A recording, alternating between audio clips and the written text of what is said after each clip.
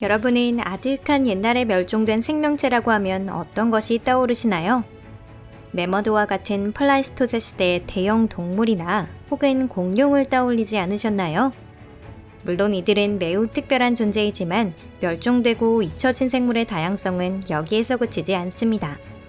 이번에는 공룡보다 앞서 지구에서 살았던 생물들을 소개하면서 다세포 생물의 기원을 더듬는 여행으로 여러분을 안내합니다.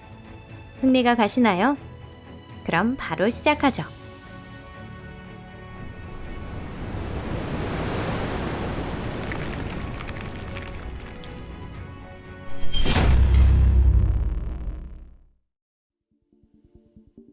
생명의 기원을 향해 수십억 년 동안 지구에는 주로 박테리아가 서식했습니다. 광대한 바다에 드문드문 떠있는 섬들, 완전한 사막 상태의 작은 육지, 그리고 하늘에는 아직 젊고 어둑어둑한 태양. 당시에는 그런 살풍경한 광경이 펼쳐져 있었습니다. 유일하게 볼만한 가치가 있는 거라고 한다면 지금보다 훨씬 가까이 있었던 거대한 달 정도일 겁니다. 하지만 이번 테마는 달이 아닙니다. 지구상의 박테리아보다 복잡한 생명체가 처음 출현한 것은 언제쯤이었을까요? 생명 탄생의 초기 단계에 대해서는 거의 밝혀지지 않았기 때문에 과학자들도 이 질문에 자신있게 대답하지 못하는 것이 현실입니다.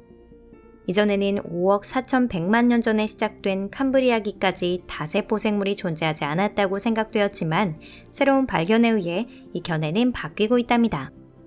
성캄브리아대 시대의 동식물에 관해 가장 놀라운 점, 그것은 실로 다양성이 풍부했음에도 불구하고 현대의 종 중에서 조상을 특정할 수 없다는 것입니다. 예를 들어 생태불명의 기묘한 지렁이로 대표되는 10억 년 전쯤 존재했던 하이난섬의 생물상 역시 현대와 이어지는 종은 발견되지 않았습니다. 더욱 흥미로운 점은 대략 6억 3,500만 년 전에서 5억 4,200만 년 전까지 계속된 에디아카라기의 생물상입니다. 지구의 바다가 최초로 생명으로 채워진 것은 그 무렵일 것이라고 추정되는데요. 그곳에는 원반 모양을 한 생물이나 과학자에게 퀼팅 이불이라고 불리는 생물 등 우리가 알고 있는 어떤 종과도 다른 독특한 생물이 넘쳐납니다. 이 경이로운 대자연은 매우 조화로웠습니다. 물린 자국이나 상처가 있는 화석이 없는 것으로 보아 아마도 에디아카라기의 생물은 대부분이 채식주의자이며 광대한 시아노박테리아의 목초지에서 서로 해를 가하지 않고 평화롭게 풀을 뜯고 있었을 겁니다. 약육 강식이라는 가혹한 규칙이 지배하고 있는 현대의 생태계와는 크게 다른 세상이죠. 에디아카라기 말에는 어떻게든 현대의 종으로 분류가 가능할 것 같은 최초의 생물이 나타나게 됩니다. 원시적인 연체동물 킴베렐라나 작은 지렁이 같은 클라우디나 등이 이에 해당합니다. 그리고 동시에 수백만 년 계속된 평온이 깨지면서 미제 육식생물이 출현하기 시작했습니다. 이 포식동물들은 완전한 무방비였던 에디아카라의 생물을 먹어치웠고 그 결과 모두 굶어 죽어서 멸종한 것으로 보입니다. 그리고 여기서 천적으로부터 몸을 보호하고 번식에 성공한 극소수의 종만이 살아남았죠. 이것이 현재의 거의 모든 동물의 조상이 되었습니다. 우리가 아는 지구로의 변화. 5억 4,100만 년 전 에디아카라기가 종말을 맞이하자 캄브리아기와 동시에 고생대라고 불리는 새로운 시대가 시작되었습니다. 자연이 우리가 알고 있는 모습으로 완전히 변한 것이 바로 이 시대인데요. 식물 연쇄나 포식자로 여겨지는 존재 사이에서 무장 경쟁이 시작되었습니다. 그리고 극피동물이나 척색동물, 절지동물 등 현존하는 다세포 생물의 기초가 되는 종 역시 이 시대에 다 모여 있었습니다. 신종 생물들은 생태계 안에서 비어있는 곳을 계속 점령해 나가며 번식해 나갔죠. 이것이 과학의 세계에서 알려진 캄브리아 폭발입니다. 에디아카라기에서 살아남은 불쌍한 몇몇 생물들은 오스트레일리아 대륙의 캥거루처럼 고립된 지역에 흩어져 있었지만 점차 자취를 감춰갔습니다. 바닷속에는 생명이 넘쳐났던 반면 육지에는 아직 아무것도 없는 살풍경한 모습이 펼쳐져 있었습니다. 처음으로 육상의 식물이나 무척추 동물이 나타난 것은 캄브리아기 이후인 오르도비스기나 실루리아기일 것으로 추정하고 있습니다. 다만 이에 대해서는 아직 거의 모릅니다. 육지에서 생명의 첫걸음은 바다와 강, 그리고 호숫가에 국한된 매우 조심스럽고 신중한 움직임이었습니다. 육상의 척추동물이 최초로 출현한 것은 약 4억 1,900만 년 전에 시작된 대봉기부터입니다. 예를 들면 이크티오스테가라고 하는 움직임이 느린 신기한 동물이 있었는데 이는 아직 물고기 이상 양서류 미만의 생물이었습니다.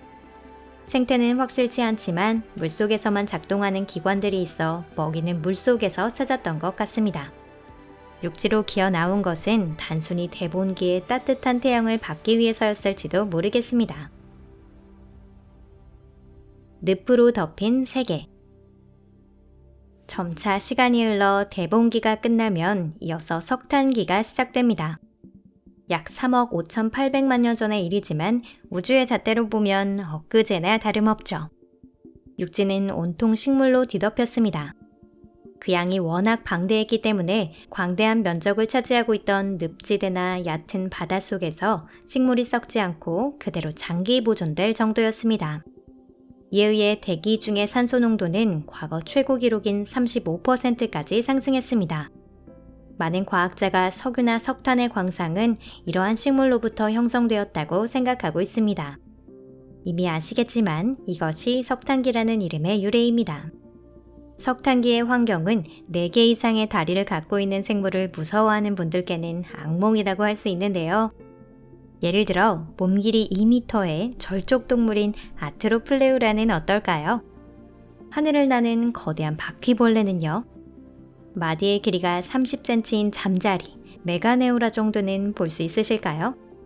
양서류를 무서워하시는 분들도 많이 계실 텐데요.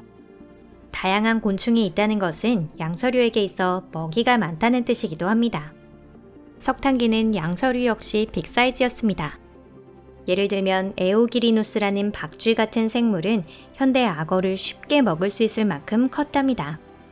거대한 덴들레르 페톤이나 개 사이즈의 비교적 작은 페데르페스도 육지를 기어다니며 살고 있었습니다.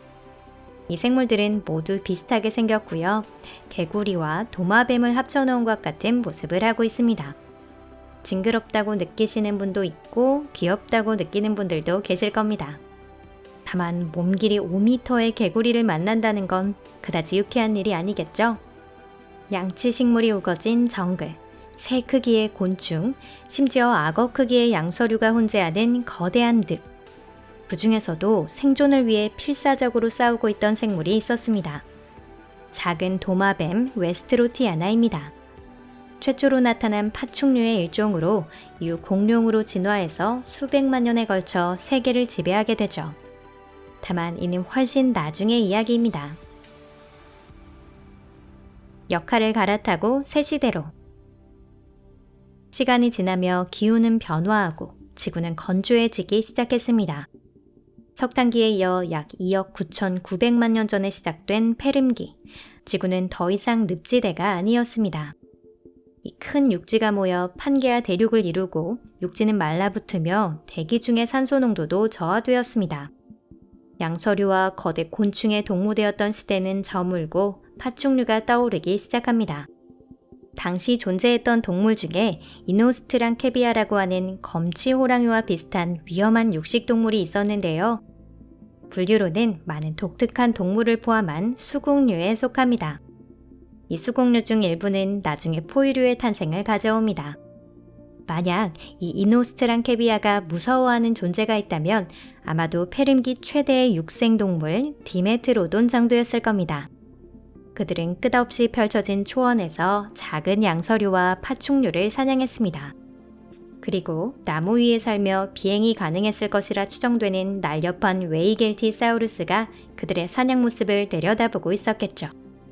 온화하다고는 말하기 어려운 광경입니다. 그리고 안타깝게도 그 미래에는 아주 비참한 결말이 기다리고 있습니다. 여러분도 6,500만 년 전 공룡의 멸종에 대해서는 들어보셨을 겁니다. 하지만 2억 5천만 년 전쯤에 일어나 페름기의 종지부를 찍은 페름기말 대멸종의 규모가 더 컸다는 사실을 알고 계신가요? 이것이야말로 지구의 역사상 최대의 대멸종이라 불리고 있습니다. 이로 인해 페림기뿐만 아니라 고생대 전체가 종말을 맞이하게 되었습니다. 해양 생물의 96%, 육생 척추동물의 73%라고 하는 방대한 수의 동식물이 멸종했습니다. 과연 무엇이 이노스트란 캐비아나 디메트로돈, 웨이겔티사우루스의 목숨을 앗아갔을까요? 이는 아직 밝혀지지 않았습니다. 운석이 원인이었을 가능성도 있고 긴 겨울을 가져오는 화산 분화가 일어났을 가능성도 있습니다.